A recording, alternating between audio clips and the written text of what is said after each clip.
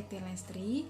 Ini adalah video pertama saya yang akan sharing mengenai apa saja sih yang dibutuhkan oleh seorang apoteker ketika akan memasuki dunia kerja di perusahaan besar farmasi, disingkat PBF atau disebut juga sebagai distributor obat.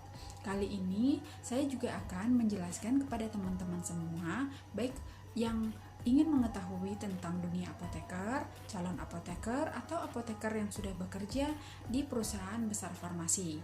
Poin-poin penting mengenai bagaimana sih dan apa saja yang harus dipersiapkan untuk mengenal dan mengetahui pekerjaannya di distributor obat tersebut. Pertama, saya akan menjelaskan kepada teman-teman apa sih itu profesi apoteker dan apoteker itu bisa bekerja di mana saja. Kemudian, saya akan membahas poin-poin penting yang harus disiapkan oleh seorang apoteker jika ingin bekerja di distributor obat atau pedagang besar farmasi yang sering kita sebut sebagai PBF. Apoteker itu adalah gelar profesi untuk seseorang yang telah mengucapkan sumpah apoteker, di mana apoteker juga merupakan tenaga medis yang bekerja berhubungan dengan obat-obatan dan sediaan farmasi. Bagi seorang apoteker yang telah lulus dan memiliki gelar apoteker dan ingin bekerja di bidang kefarmasian dan obat-obatan, maka apoteker tersebut harus mempunyai sertifikat kompetensi. Sertifikat kompetensi ini berlaku selama 5 tahun dan harus diperbaharui setelah 5 tahun. Nah, untuk mendapatkan sertifikat kompetensi, apoteker harus memenuhi persyaratan sebagai profesi apoteker. Setelah sertifikat kompetensi keluar, barulah seorang apoteker bisa mengurus surat tanda registrasi apoteker atau kita singkat sebagai STRA itu melalui Komite Farmasi Nasional. Jadi ini merupakan suatu sertifikat yang menandakan bahwa telah terregistrasi secara peraturan perundang-undangan dan di pemerintahan. Jadi apoteker bisa bekerja dimanapun di berbagai bidang yang berhubungan dengan obat-obatan. Setelah apoteker tersebut mempunyai STRA, maka apoteker tersebut bisa bekerja di berbagai tempat yang berhubungan dengan obat-obatan. Contohnya adalah seperti di industri farmasi, di mana memproduksi obat-obatan, maka apoteker tersebut boleh bekerja di industri tersebut. Kemudian bisa juga bekerja di distributor obat atau lebih sering dikenal sebagai PBF, pedagang besar farmasi, yaitu mengawasi distribusi obat-obatan ke bagian-bagian yang tepat sesuai dengan peraturan perundang-undangan.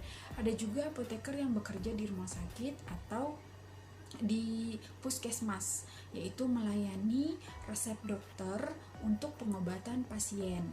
Kemudian ada juga apoteker yang bekerja di apotek, yaitu melakukan penjualan agar obat-obatan sampai ke tangan pasien yang tepat. Nah, itu adalah berbagai contoh bidang pekerjaan yang bisa digeluti oleh seorang apoteker. Nah, saat ini saya akan menjelaskan kepada teman-teman bagaimana sih pekerjaan apoteker atau pekerjaan kefarmasian yang dilakukan oleh seorang apoteker di distributor obat atau di PBF. Kebetulan saat ini saya berpraktek sebagai seorang apoteker di perusahaan PBF nasional, di mana bertanggung jawab mengawasi semua jalan atau distribusi yang diadakan oleh perusahaan tersebut. Nah, apa saja sih poin-poin yang terdapat di dalam CDOB atau cara distribusi obat yang baik tersebut?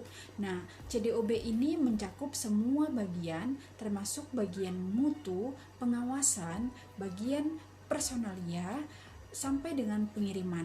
Jadi poin-poin penting yang harus diawasi oleh seorang apoteker di perusahaan besar farmasi atau PBF adalah bagian bagaimana obat-obatan tersebut diadakan, bagaimana obat-obatan tersebut disimpan, bagaimana obat-obatan tersebut disalurkan, dan bagaimana obat-obat tersebut kembali ditarik jika tidak memenuhi syarat. Nah, untuk teman-teman yang berminat di pekerjaan kefarmasian atau calon apoteker atau seorang apoteker yang berminat untuk bekerja di perusahaan besar farmasi atau PBF, maka ikuti vlog saya selanjutnya ya. Saya akan menjelaskan bagaimana pekerjaan kefarmasian yang dilakukan oleh seorang apoteker dan aspek-aspek CDOB yang benar sehingga pekerjaan kefarmasian seorang apoteker di perusahaan tersebut bisa berjalan sesuai dengan peraturan perundang-undangan. Oke, sampai ketemu di next vlog selanjutnya. Jangan lupa like, comment, share, and subscribe. Assalamualaikum.